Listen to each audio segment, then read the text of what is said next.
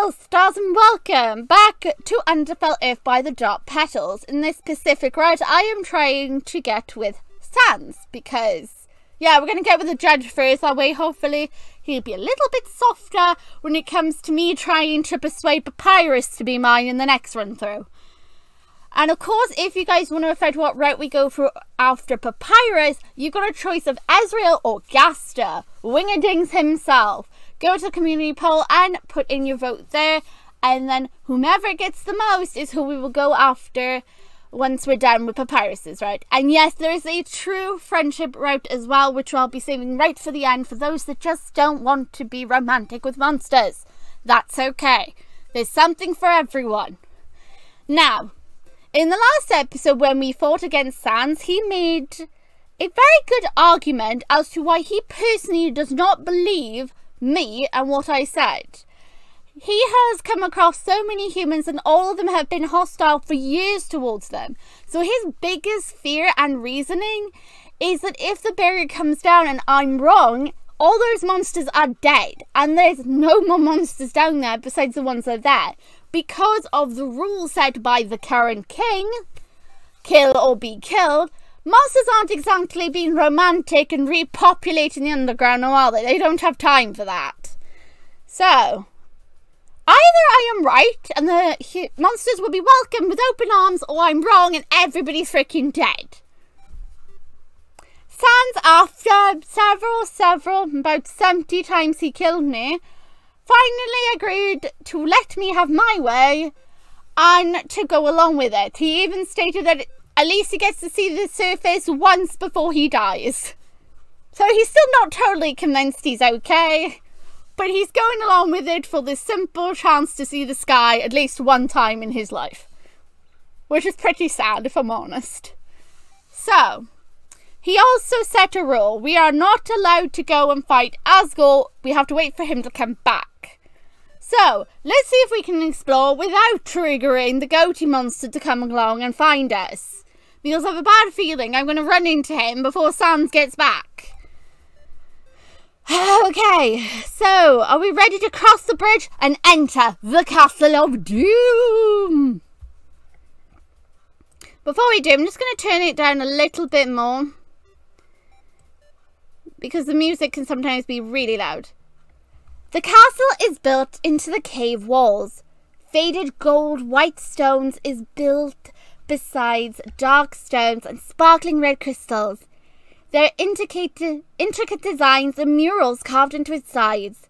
You see large stained glass windows depicting the dawn. Aww, that must suck. To always have a constant reminder of what is out there. It is immaculate, beautiful, and feels terribly lonely. Your footsteps echo on the bridge. The castle is high above the city. You cross the bridge. You can look down and oversee the entire city as it sleeps. There are no guards at the White Castle doors. That is unusual. Why is there no guards? The doors open easily when you push them, although they loudly creak. You step inside. The front room reminds you a lot of Tori's home in the ruins, which, if you didn't know, during our visit to the lab, we discovered that according to the boss monster book that we found, Tori was actually declared missing. I don't know how that happened or why she was declared missing, but apparently Asgore has no clue where his wife is. Which is very surprising, because I know where she is. She's at the ruins. Although a touch more upscale, there are numerous candles that cast a warm glow around the front room. This is dangerous to just leave freaking candles unmanned. Unmonstered. Don't leave candles by themselves for too long. And the floor is a golden mosaic with a red outline. There's so much red here. The walls are grey-black, which only makes the golden floor pop out more. When the doors shut behind you, you're enveloped in silence. Oh, good lord. There's another set of white doors in front of you and a hallway on your left. You think you hear a whisper to your right. I thought I was alone. Apparently there's whispers. It tickles your ear. You turn your head to your right. You see a long, dark hallway. There's no light down it. You'll need to use your soul if you want to see ahead. You could have sworn you only saw one hallway when you first entered the castle. Perhaps you missed it due to how dark it is. After a moment, though, you decide to go down it. You've gotten pretty far. You've gotten pretty good about calling on your soul. Come to me, soul, I summon thee. It feels as natural as breathing to you now. It's hard to imagine life without being able to call your soul. And then when you get to the service and you can't summon it, you're just like, I miss you, my soul beside me. The hallway has a thin layer of dust over it. Okay, so that means no one's been down this hallway in years. You see cobwebs on the ceiling and wrapped around empty candle holders. Your boots leave little prints in the dust behind you. So if Asgore comes down here, he's definitely going to notice the new little footprints, isn't he? Let's hope it's too dark they can't see my footprints. There's another tickle in your left. You turn your head to it. There's a door. Well, there are many doors down this hallway, but for some reason you're compelled to stop by this door. Open it. Well, yeah, his son said we could go look around. He just said, as long as I don't go to Asgore, I'm okay. Creak. Your pink light illuminates what appears to be a small bedroom.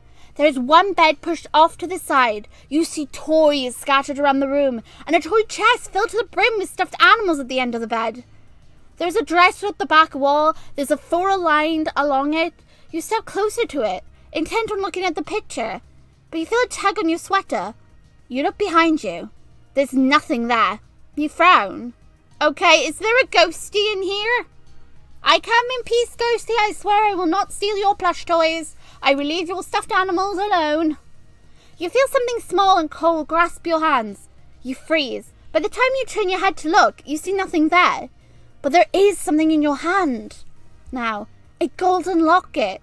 Kara, is that you? Kara. I feel it's Kara. Is Kara here? This is the second time we've had this ghostly presence. Your violent eyes widen as you realise that this is a locket to go with the chain. You pull the chain out of your pocket and sure enough, it perfectly fits with the clasp. Oh, how romantic. Don't you mean, oh, how spooky? Locket feels out of style before you were born, but you see them in movies and read about them in books. You're supposed to be used to carry a picture of someone you love, or at least someone who's in your heart. It's a warm sentiment. You hold the lock in your hand. You can't help but think you'd like to see Sans inside. That would be nice. Click! There is a clicking sound from the locket. You unfurl your hand and it pops open. A soft gasp escapes you. It is Sans, a smiling Sans, one who looks genuinely happy. Oh, this is a magic locket. Ah, so this is not just any locket. This is a magic locket.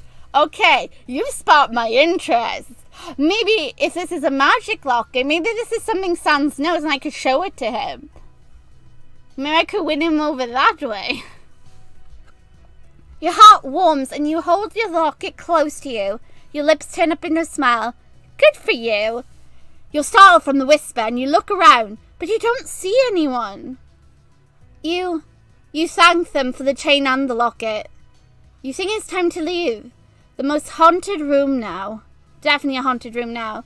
This was Kara. This has to have been Kara. You head out into the hallway. Thank you. You're welcome. Hey, look at that. My little ghosty friend gave me a present. I hope I'm right in that it's Kara. I feel like it is Kara, because if it's not, I'm going to feel very awkward. You go back to the front room. You look down at the locket and admire what you see inside. It fills you with joyous bubbles and determination. You could go down the left hallway, or you could go through the front doors. I don't think I should go through the front doors. I remember thought you decided to go through the front doors and head further into the castle. Hold on! Sans said we're not to go further in. My character's a dum-dum. Gosh darn it. You push open the doors and are greeted by a long corridor with black and red tiles. You walk down it, your boots making a quiet click sound with each step. You look around as you continue. It feels mostly empty. Hello, human. The voice comes from behind as the doors are shut behind you. Oh no! Oh shit! Sans, my character is a dumbass. I have been discovered. Oh no. It's another goat monster. He is massive in stature with grey fur, a black beard, and dark armour that glints gold in the light. His red cape flutters behind him as he strides closer to you. Wait, what do you mean closer to you two? What do you mean two? Wait. Am I with someone? Why does it say closer to you two? I'm the only person here. There's no one else here, unless of course he sees my ghostly friend. On his head is a 3-spiked golden crown. Your eyes widen. You greet the king of monsters and politely introduce yourself. He stares at you with golden eyes and red pupils. He looks away, dismissing you. I know. You give him a tentative smile. Do you wish to leave? He asks. The barrier is behind the castle. I won't stop you. Huh? That surprises you pleasantly. Your smile widens and you thank him. Sans spared you for a reason, he says in response. If I do not trust my judge's ruling, I would make for a foolish king. You are clearly not enough of a threat to kill. That is nice, you suppose. You don't think you are a threat at all?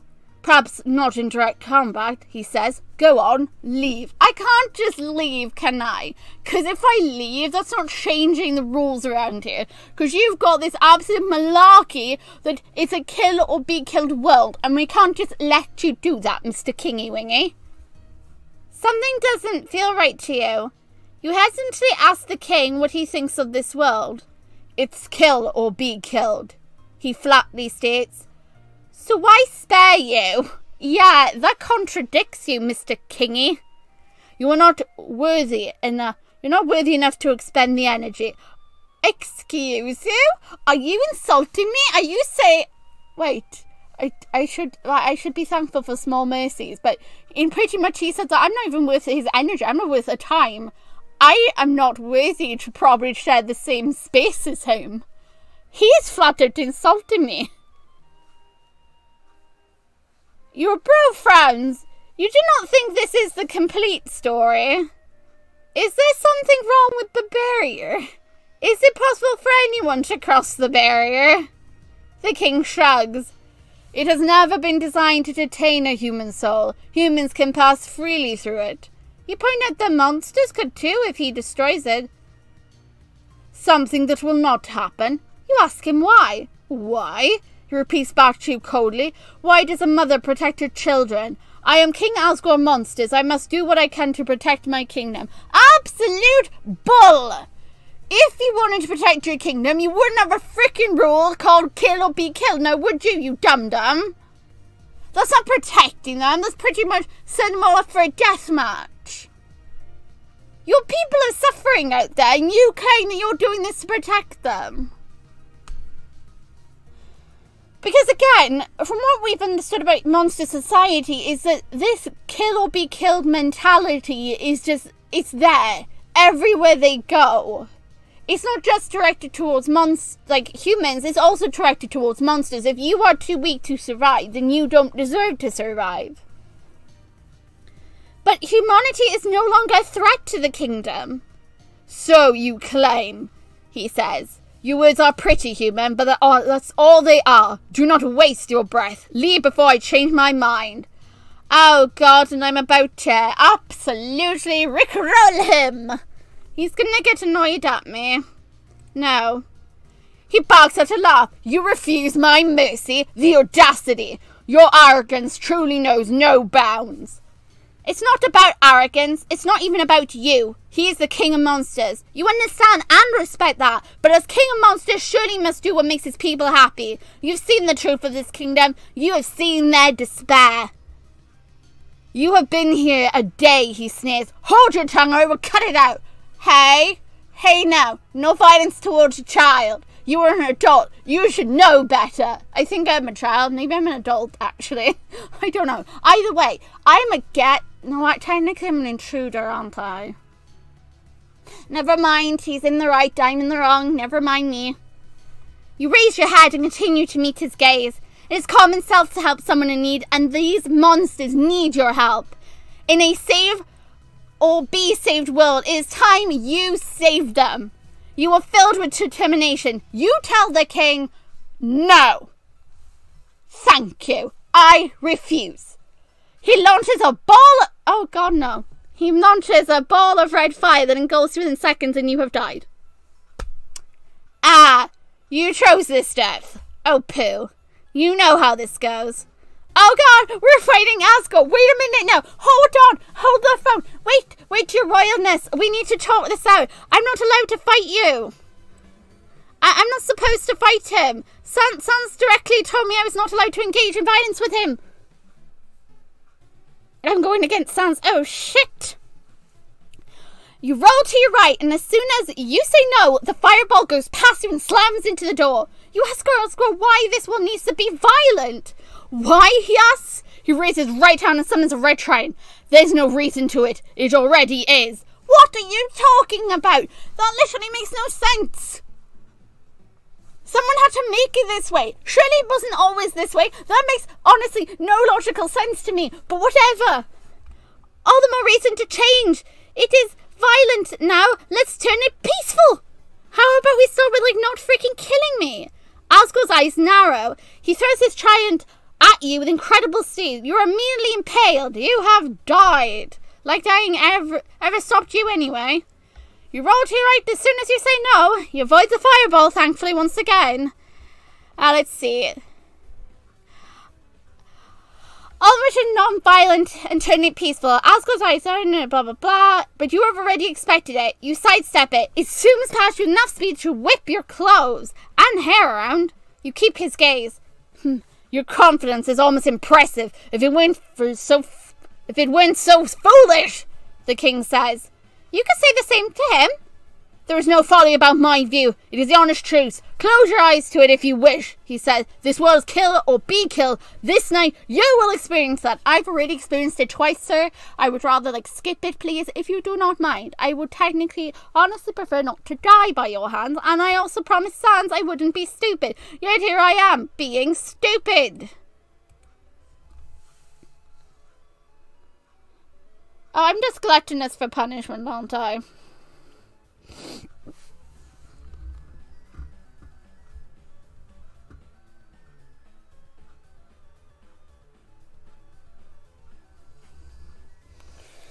Okay.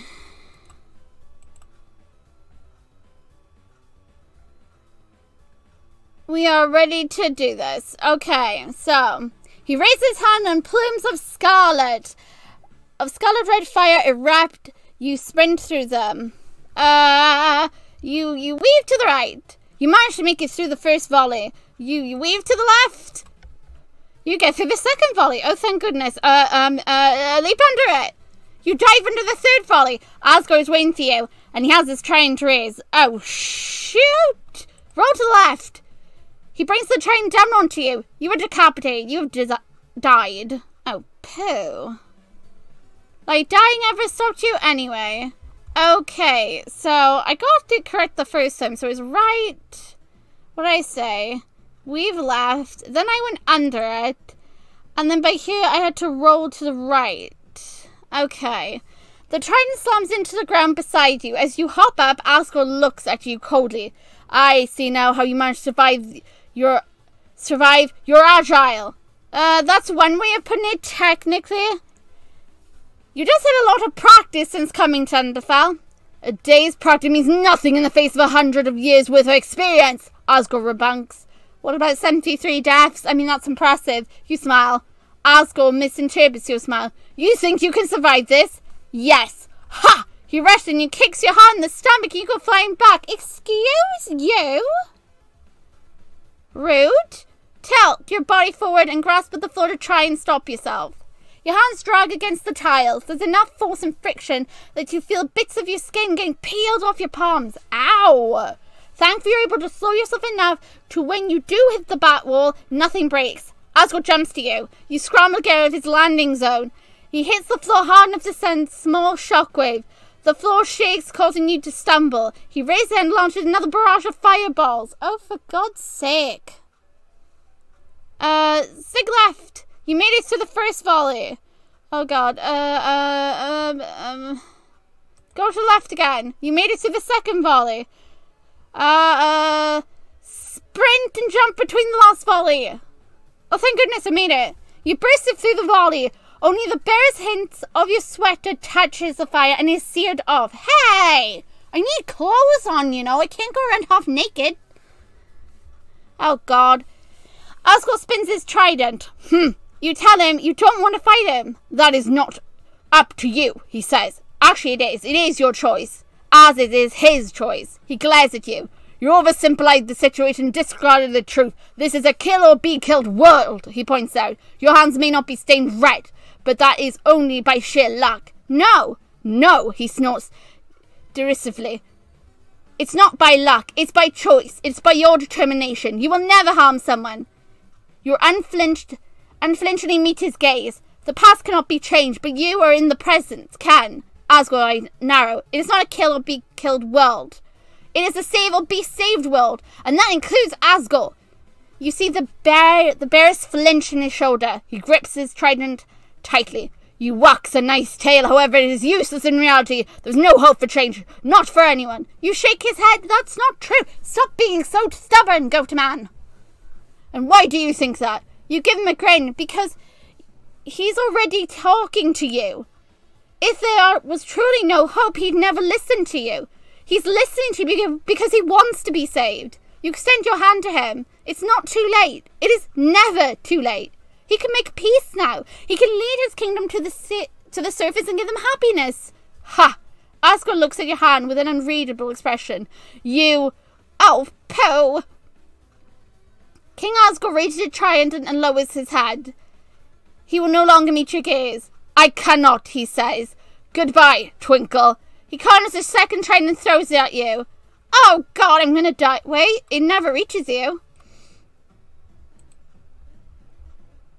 The trident is obliterated by a red laser beam. The cavalry has arrived. Sans appears next to you. He glares at you. He immediately scolds you. Understandable. I wasn't supposed to go into the throne room. But, you know, I went through the double doors because my character, stupid, was like, oh, look, giant doors. I'm sure that doesn't lead to the throne room. But in our defense, Asgore did come from behind us, so he probably wasn't even in the throne room. He was in that, the entranceway area. He must have been down the other corridor and then heard the doors open. What did I tell ya? He takes off his jacket. Don't go into the throne room, you dummy. He puts his jacket around you. Put this on. Your sweater's practically useless now. And... you hadn't noticed, but yes, it is now showing a lot of your undershirt. Thank goodness I didn't choose to go bare. Imagine what his reaction would have been. Then again, I would have liked to have seen that reaction. I wonder if he would have reacted at all to it. It would have been funny. You slip Sans' jacket on, and you can feel magic inside it that tingles your skin. And to your surprise, the jacket adjusts his size to better fit you. How marvelous. Oh wow, he's got a magic jacket? Wow, I love it. It smells like Sans and mustard. Judge, King Asgore coolly greets Sans. Your Majesty, returns Sans. What brought this on? Sans shrugs and smirks. I want to retire. Fucking tired, old shit. You're centuries too young for that, the king says. This wouldn't happen to have anything to do with this human woman. Hey, earlier you were using my name. Don't call me woman. You call me Twinkle. And that also clarifies I'm probably an adult. Maybe, says Sans. What's the matter? The king of monsters shakes his head. Your feelings are fleeting, Sans. There is no hope for this. Maybe, says Sans. Honestly, I don't really care, one way or the other. He looks over at you. His red eye lights bright. But she does, and that's enough for me. You would throw away everything for a single human. Nah, he says. I don't gotta throw away shit, he grins. Right, your other majesty? Right you are, Judge, says a soft voice. He got Mama Tori! You and Asgore look on in surprise as Toriel, the owner of the voice, marches into the room. The gold monster's golden eyes are burning with ferocity. She is pissed. She is not alone in her march. You see many monsters behind her. You see Frogage and Napsaplook, the dogs from Snowdin, Shiren, the children you met at Waterfall, Meriton and his staff, and the royal guards with Papyrus and Dye at the lead. There's so many of them. They fill up the room and surround you. surround you all. Enough is enough, says Toriel. Tori? King Askel stares at her in blatant dismay. You came back to me? Wait, she left you, but instead of saying she left you, you said she went missing. No, she coldly rebuffs. I came for the human, for Twinkle. She raises her chin and glowers down at Asgore. And for monster kind, you take one step forward towards that woman and you will have to face me. And me. As for Pyrus, the dogs howl in unison, holding up a stick. Chiron saying, me. It's over, says Sans. He gives a sharp tooth again. We're tired of this, so unless you want to have a hell of a time. King Asgore looks at the monsters around him. Not only them, says a voice that feels familiar to you. The monsters part ways to make room for a new monster. He is a goat monster with bright golden eyes and red pupils like Toriel and Asgore, trailing behind his daughter Alfie. Flowey! Flowey's Azrael! Azrael? Oh, hi, says Azrael. I wasn't expecting to see you here, Mother. Tori rushes to him and immediately hugs him. Azrael? King Asgore's expression darkens to weariness. Is that truly you? It is, he says, awkwardly patting Toriel's back. I see you still haven't trimmed that awful beard of yours. Asgore's eyes widen, he suddenly grins and strides forwards. My boy, my son, one awkward family hug at a time, Azrael complains. And besides, you're about to tap my friend. Friend? You look between Azrael and Dr. Alphys. Wait, Flowey? Howdy, Twinkle, says Azrael, who gives you a grin. Glad to see you're okay. You are okay, right? Yes, you run to hug him. Toriel notices and opens up her arms to let you also hug Azrael. Azrael hugs you both. You seem a little singed. Are you sure you're okay? Yep. Good, says Azrael. Now, if you and Mother will excuse me, I need to talk to Father. Toriel squeezes Azrael and she reluctantly lets him go. You also let go. Azrael steps closer to his father, King Asgore. Father, it is time this feud with humanity comes to an end. It's time the monsters return to the surface. Azrael. No, Azrael cuts him off. This isn't an argument or something up for debate. You won't win this. You can't win this. I understand. I understand the war changed you. I know those memories are hard to let go. But it is time. Don't stop us. Twinkle has shown us that humans and monsters can be friends again. Let us try. Asgore stares at Azrael, his smiling faintly. I cannot win this. No, we're thankful you can't win this, Asgore. Asgore looks over at you. Human? No, Twinkle. You said the world does not need to be killed or be killed. Do you truly believe that? You meet his gaze. Yes. Yes, you do. It is not kill or be killed. It's save or be saved. You smile at Asgore. It is time for him to be saved now. Then so it shall be, he utters quietly, and he drops his trident. While he is not smiling, you think he is happy. Now there's only a couple of things left to do. You poke Sans and he turns to face you. Yeah, Angel? You tell him you need to check up on a friend. You'll be right back. He squints. Who? You wink. It's a surprise. I don't like surprises, he said. Too bad. You go into the void. Oh, shit. The hands are on you in an instant. They grip your face, your arms, your sides, your hips, your legs. Hello, dear human. The distorted voice bounces in your head as you sink further into wrongness. You think it's gotten easier to hear the voice. However, it takes you moments to find your voice in the sea of cold, inky blackness. You ask Wingerdings if he has any idea on how to free him. Yes, that is great. Is there something you can do? Yes, I need your help. He's got it. What does he need?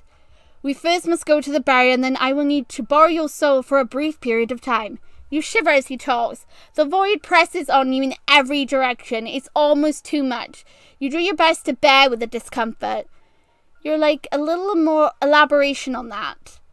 I will use the power of the barrier to free myself, but a human soul is required to enter and leave the void. I need yours as a beacon. That makes sense, you think? It's getting harder to focus the longer you linger. You agree. The barrier is behind the castle. Take the hall on the left and follow the path. Do not cross the barrier. There is an extra enchantment. You'd like to ask more, but your soul aches from the void's touch. You must leave. You gasp for air. As soon as you leave, Sans grasps your hand. Hey, what the fuck was that? Hey, you okay? You need me to go get Doc? Tori and Azriel rush over. Oh, what's wrong? Biscuits, you hate it there. But you know what to do next. You need to catch your breath and reassure Sans first. Oh my god, I'm going back in. Am I going back in, or am I telling him what we need to do? Once you feel you can breathe properly, you explain you need to use the berry to help a friend. Azriel and Tori gives you an odd look. This is for that dumbass, Sans flatly asks you. You nod. Is it safe? He asks you. You think so? Alright, he says. Okay, says Azriel slowly. I trust you. Come on, I'll lead you there. I'll follow behind you shortly with the other monsters, says Toriel. I just need a few words with Gory. Sans, would you please help your brother keep the monsters in order? Sans looks very much like he does not want to do that. Yes, your majesty. You and Azriel nod to that and leave. Azriel takes you out of the room and down a left hallway. As you walk down the hallway, you admire the paintings. All of them were hand-painted and to fit the pretty environment. They range from mountains to oceans to the night sky. You wondered who painted them. There are candlesticks in the walls. A crimson flame flickers to life as you walk by them. They must be magical equivalent to autolights. How neat. You'd like to have them of your own one day. Okay, so right now we need to go and help Gaster. Once we help Gaster, we can then leave the barrier. Oh my goodness, our journey is coming to an end. Ah! This hallway, you are pleased to note, it is not covered in dust, grime and cobwebs. At the end of the hall is a doorway. Azriel pushes it open and you are pleasantly surprised to find a magical garden. Beautiful yellow, white and orange flowers blossom around a brick path. Oh, thank goodness it's not just wretched yellow. There are tall trees with golden leaves and orange-coloured rose bushes. There are lampposts with yellow-tinged magical crystals. The light mimics that of the sun, although it is not warmth. You pull Sans jacket closer around you. The path winds around the castle and is built further into the cave. The path winds around it, yeah. Noise hums all around you as you approach it. When you are close enough to get a proper look, you see a wall of white. This is the barrier, says Azriel. What's next? The next step is to let Wingerdings borrow your soul. Ah, biscuits! You have to go back into the void. But this could be the last time, you fervently hope. You don't give yourself time to warm up. You're excited to be done with the void forever, so you fall straight in, and into the hands of your potential other brother-in-law. You slide into the pool of darkness and tell Wingerdings you're at the barrier. Thank you, my dear. You ask him what you need to do next. Please, show me your soul. That's something you can do. You're actually really good at it now. You present your soul. The hands move to grasp it. Oh, you want to flinch away from their touch. It's like ice on bare skin. You don't take away your soul, however. You're certain he wants to leave the void as much as you do, after all. The hands tighten around it and you feel something. An echo of magic, perhaps. There is a reverberation of noise in your mind. First tangled and messy, but not for long. There's a sensation of being enveloped entirely by the faint magic. You no longer feel the wrongness of the void. Only the magic. His magic. Wingerdings. You sink into it, body and soul. This will only take a moment. It takes a moment. There's a warm breeze against your skin. When you open your eyes, you are no longer in the void. The magic that enveloped you is gone, and is the barrier. But it worked. It did, my friend. You turn around and face the owner of the voice. He stands very tall as Papyrus, if not more. He, like Papyrus, is a skeleton monster. He has a vivid red eyelights in his eye sockets and skeletal hands with holes through the palms. He wears a black coat that goes to the ground. He doesn't look normal. The ends of it waves and flickers like a candle shadow. Underneath the jacket is a red turtleneck sweater and black pants. He has a crack in his face. One splits from the top of his skull and goes through his right eye, and another from his left eye and goes down to his spiked mouth. This is Wingerdings Gaster. He gives you a bow. You make a move to step closer to greet him properly, but your legs give out from underneath and you fall forward. Wingerding catches you with ease. There now, pulling a monster out of the void is taxing for a soul. Using the same soul to fuel raw magic to accomplish that is doubly so. You should take it easy. You thank Wingatings for catching you. You do feel remarkably tired, like you had finished a marathon. You look up at him and give him a smile. And in turn, he smiles. Not a problem. It seems like a small thing compared to what you've done for me. Wow, says Azrael. Twinkle. I feel like I shouldn't be surprised by the miracles you perform, yet here I am, still surprised. Wingatings chuckles. An impressive human, is she not? Azrael grins. Yeah, I'm glad to count her as my friend. You're happy about that too. Once you're steady on your feet, Wingatings steps back. Now, if you don't mind, I will excuse myself. I have a pair of brothers to find. Wingatings takes a bow and leaves you and Azrael alone. Are you tired? He asks. You admit you do feel something. Tired feels too small of a word. Exhausted, more like. Then here, he says as he picks you up bridal style. Oh my god. Let me carry you. He bumps his forehead against yours. It's only fair, right? You carried me. Then he notices the locket around your neck. Oh, where did you get that? A ghost child. What? Never mind. The magic in the locket shows who's in your heart, says Azrael. His smile softens. I used to have a matching one. May I see inside? You open the locket and show Azrael the picture inside. He grimaces. I should have known. As your friend, I feel it's my obligation to say you can do much better than that trash bag. Oh my god, even now he's Azrael, he still calls him a trash bag. Come on! You give Azrael a flat look. I can't help but feel like he'll hurt you, he admits. But, okay, wait, why are you looking away now? You pull Sans' hoodie up over you to cover your face. Azrael chuckles. Okay, no need to hide your face. If you're sure about him, how can I do anything else besides support you? You beam at Azrael and pull the hood back down. He holds out a hand.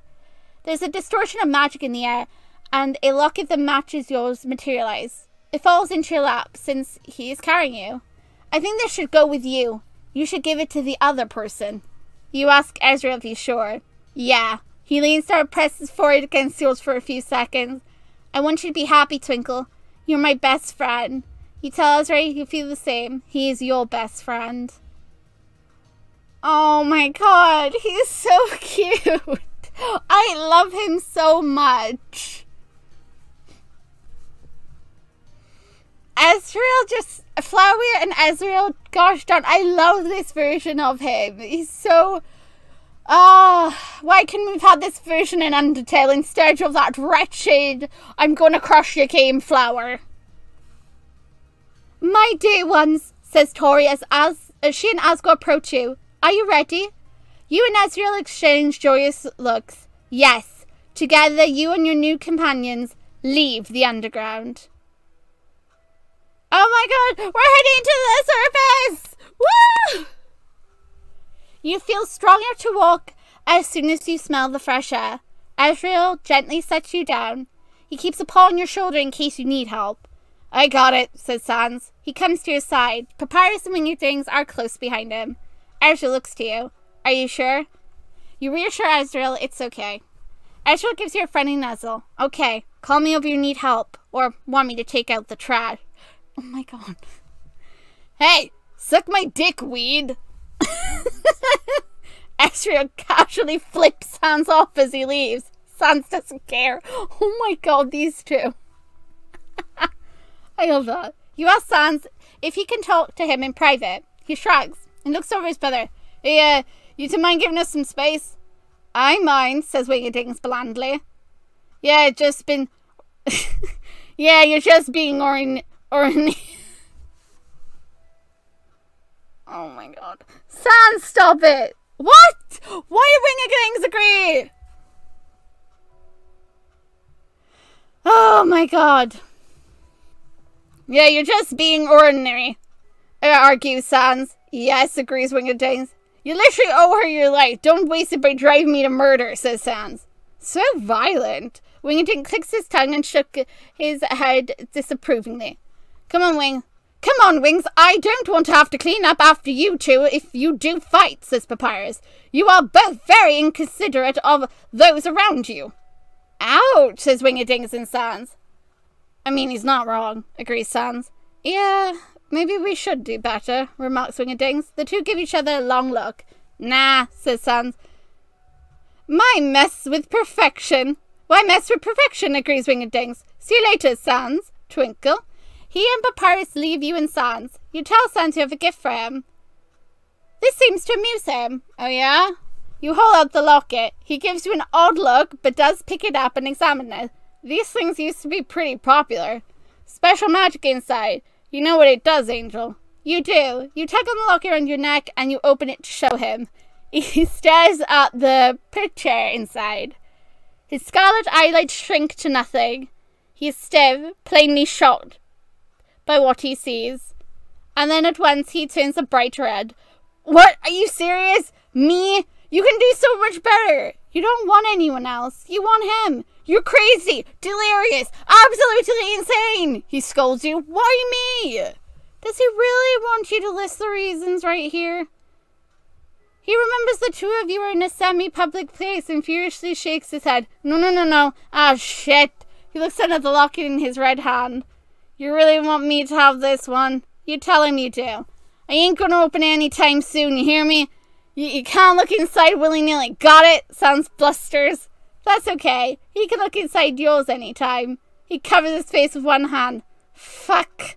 Stop being so damn cute or else I'm gonna get seriously pissed and kick your ass. You somehow doubt that. He groans. But you're right. He won't. That being said, he shouldn't threaten you. You have to teach him a lesson, which obviously means... You grab both sides of his face and you give him a bunch of kisses. You immediately feel his magic wrap around your soul and lift you in the air. Nah, none of that, he says. A crimson hue forming around his eye sockets. You're trying to give me a heart attack, Angel. You agree to behave. Good. He sets you down. He holds out his hand. It is as if you must realize what he's asking for. You place a magic locket inside. He slips it on. Shut up, he warns. Don't say a word. You wisely do not say a word, but you do smile widely. He grabs your hand and starts to tug you along. Stop smiling. You want to float again? You giggle to yourself. It's dark, yet brightening with every second. He's like having such a hard time with this. Poor baby. It's dark outside, yet brightening with every second. You hear gasps from the monsters around you. You hear choked back sobs. You hear oohs and ahs and whimpers and hiccups. You hear them whisper and speak to one another as they all exit the underground to stand on the ledge overlooking the mountain. Their barrier has been a cave entrance. There is a wide overlook, the showcase of the forest. At the bottom of the hill and the city the rest of the edge of the forest. Tall skyscrapers climb into the sky, each building bright with lights. The monsters notice and point at it, their voices getting louder. They all go silent when the first crack of light peeks out from the horizon. No one speaks. No one moves. It is their first sunrise, and they watch it in complete silence. When you look around, you see many of them openly crying, their tears falling down their face. Some have collapsed to their knees, holding their hands over their mouths to keep from weeping out loud. You smile, your own eyes burning.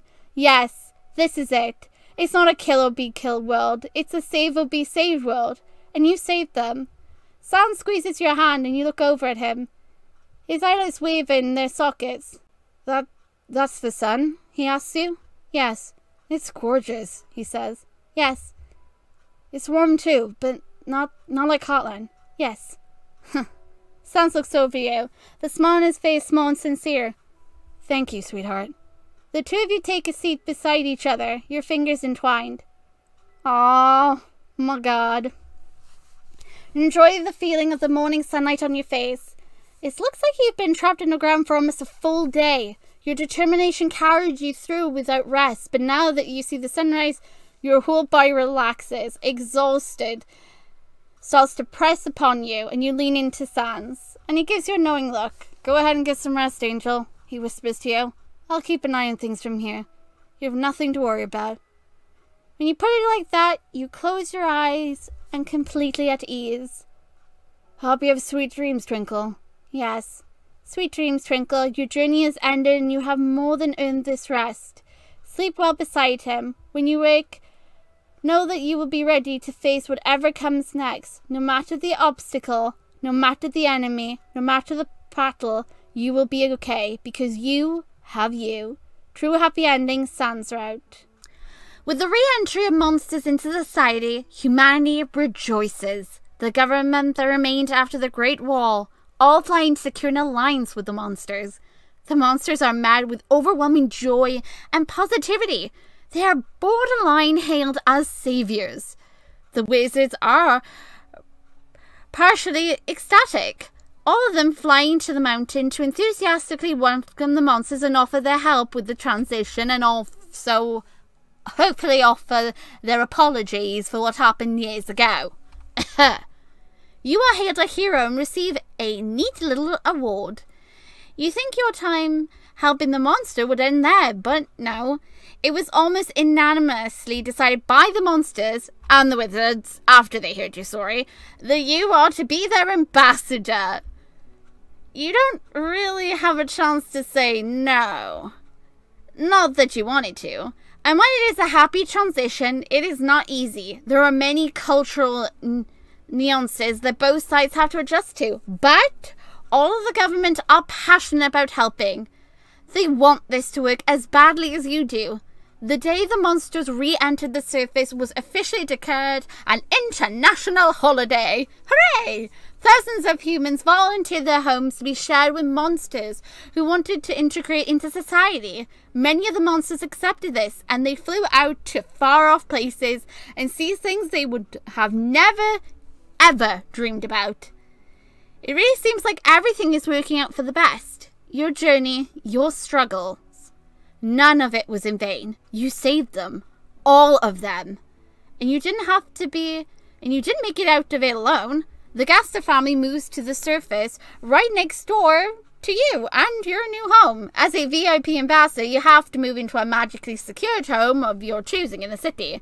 Yay! You and Sans see each other daily. While not an active boyfriend/date mate, he is very attentive and protective of you. Due to your status, it's not uncommon to find Sans popping up at your job to ensure you're safe. Aw, that's sweet. Afterward, the two of you will indulge in a variety of comfort activities like watching movies together, napping, stargazing, or playing video games. He's gotten much better at receiving physical affection too. And while you will miss his reactions, it would be nice not to get levitated into another room every time you wanted to cuddle him. Sans did retire from being the judge. It is a position no longer needed. Instead, he studies the fusion of magic and technology with Wingedings. He seems much happier doing that. Well, he could just be happier because of you. You are his sweetheart, after all. While happy to have a boyfriend/date mate, you make sure not to lose touch with the friends you've made. Most notably, Azrael has become a huge part of your life. Where did the music go? The music is gone. I actually have no clue where the music went. He became the new king of monsters and helps you integrate the two societies. You are dear friends at work and outside of it. He also gives the second best hugs. Sans, of course, is the first in your heart.